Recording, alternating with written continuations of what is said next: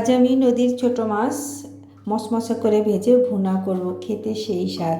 প্রথমে তেল গরম হয়ে গেছে, মাছগুলো দিয়ে দিলাম আস্তে আস্তে। এইভাবে মাছটা যদি সবগুলো দিয়ে আস্তে আস্তে মশমশা করে ভেজে রান্না করি, ভুনাটা এত মজা হয়, বাচ্চারাও খেতে পারবে, কাটা কাটা লাগে না। একদম মাছটা ভালো করে কড়া করে ভাজতে হবে। আমি মাছটা আস্তে আস্তে করে তো অনেক এপিট এপিট করে কড়া করে ভেজে নিব, তাহলে আর কাটাটা বিঁধবে না, খেতেও ভালো লাগবে। আমি ছোটো মাছ এভাবেই ভাজি। এই তো মাছগুলো ভাজা হয়ে গেছে। এই তেলে আমি একটু পেঁয়াজ কুচি দিয়ে দিব। পেঁয়াজ কুচিটা দেওয়ার পরে এর ভিতরে পেঁয়াজ বাটা দিয়ে দিলাম, আমার পরিমাণ মতো রসুন বাটা দিয়ে দিলাম, দিয়ে জিরে গুঁড়ো, হলুদের গুঁড়ো, মরিচের গুঁড়ো, লবণ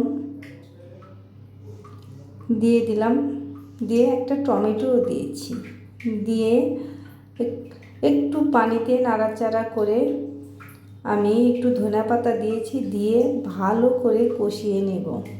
মশলাটা যত কষানো যাবে তত কিন্তু খেতে মজা লাগবে।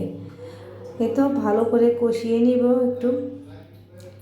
এই তো ভালো করে কষানো হয়ে গেলে আমি তো আর একটু পানি দিব, দিয়ে আমি আর পরে পানি দিব না।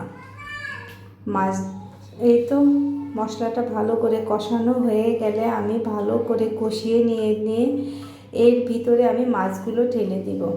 মাছগুলো দিয়ে এপিট এপিট করলাম। যখন পানিটা কমে গেছে তখন আমি মাছটা দিয়ে দিয়েছি, কারণ যে তখন মাছটা দিলে মাছটা নরম যেন